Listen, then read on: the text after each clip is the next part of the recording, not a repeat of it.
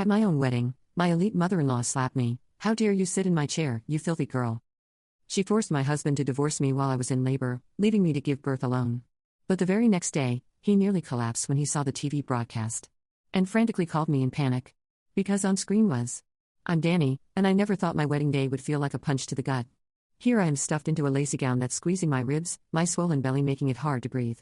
I'm carrying twins, and every kick from them reminds me of the life I'm fighting for." The grand ballroom in Atlanta's fanciest hotel sparkles around me, crystal chandeliers, gold-trimmed tables and guests in designer suits sipping champagne, but I feel like an outsider, a girl from a Georgia group home, who somehow stumbled into this glittering world. The music's lively, the dance floor is packed, but I'm just sitting at the head table watching it all like a movie I don't belong in. My husband, Isaac, is at the next table, laughing a little too loud. His glass of whiskey never empty. His mother, Gianna, is holding court with her high society friends. Her laughter sharp and grating like nails on a chalkboard. My legs ache, my back screaming, and these babies won't stop squirming. I feel like a balloon about to pop, and not just from the pregnancy. This wedding wasn't supposed to be like this. Isaac and I begged his family to let us marry before my belly started showing. But Gianna always had an excuse. Venue issues, her schedule, anything to drag it out. Now here I am, 7 months pregnant, feeling like a spectacle for everyone to gawk at. I need a break, so I wobble toward the restroom, dragging the long train of my dress as I pass a cluster of Gianna's friends. Her voice cuts through the chatter clear as a bell.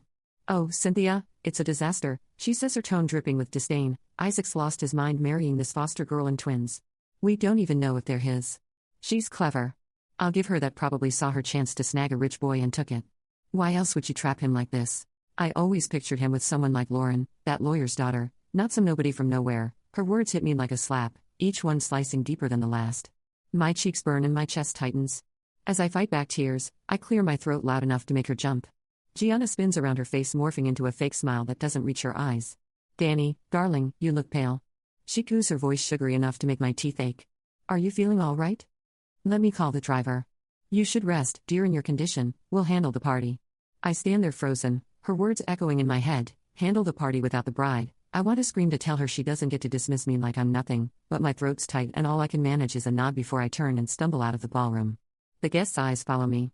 Their whispers like static in my ears. I feel small, insignificant, like I'm disappearing under their judgment. Back at the Brown Mansion, I collapse onto the bed, my pillow, soaking up tears I can't hold back. Growing up in a group home, I learned to keep my head down to survive on my own. The foster workers were kind, but they weren't family.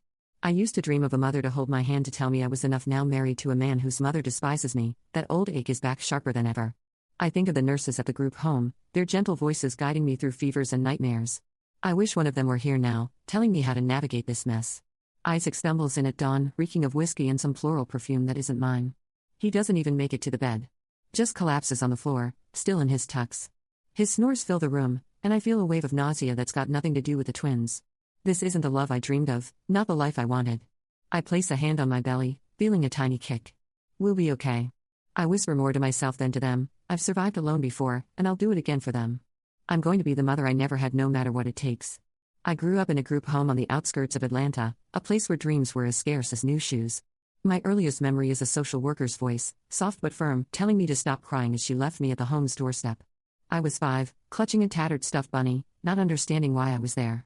Life in the home wasn't cruel, but it was empty: routine meals, shared bunk beds, and teachers who cared but never stayed long. I kept quiet, did my schoolwork, and dreamed of becoming a nurse, of helping people the way a few kind foster workers had helped me. After high school, I got a small scholarship and a rundown apartment in the city. It wasn't much, but it was mine, and I was on my way to making something of myself.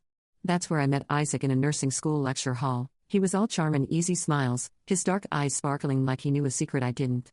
He came from Atlanta's elite, his family's real estate empire, a world away from my hand-me-down life, but he didn't care about that, or so I thought. He'd tease me about my study notes, call me Miss Independent, and say he admired my grit. I told him how scary it was to have no one to fall back on, and he'd squeeze my hand, promising he'd be my safety net. I fell hard believing I'd found my happy ending. But happy endings don't come with fine print. A few months into dating, I started feeling off, tired, emotional, my body betraying me. When the pregnancy test showed 3 lines, my world tilted: twins. We weren't ready, not for one baby, let alone 2. I was still in school, scraping by on part-time shifts at a pharmacy. Isaac was living off his parents' money, no place of his own. I put off telling him my stomach in knots until I couldn't wait anymore. One evening, I took a deep breath and said, "Isaac, I need to see a doctor tomorrow. Will you come with me? I need you there." His face clouded with worry. Are you sick? He asked, his voice tight. I dodged the question, promising we'd know more soon. The next day, in the ultrasound room, the doctor's cheerful, "Congratulations, its twins hit us like a freight train." Isaac paced the parking lot afterward, his words spilling out in a panic. How did this happen? You're training to be a nurse. How didn't you know my parents will lose it? My apartment's too small for us, let alone kids. What are we supposed to do? His anger stung like I'd planned this alone. Tears burned my eyes as I snapped back, this isn't just my fault. Isaac, you were there too. I'm scared. Okay, I've got school, no family, and now twins. Are you going to leave me? The silence that followed felt like a lifetime. My heart pounding as I waited for his answer. Finally, he hugged me, his voice softer. I'm sorry. We'll figure it out. We'll tell my parents. Get married. I love you, Danny, but meeting his parents was like walking into a lion's den.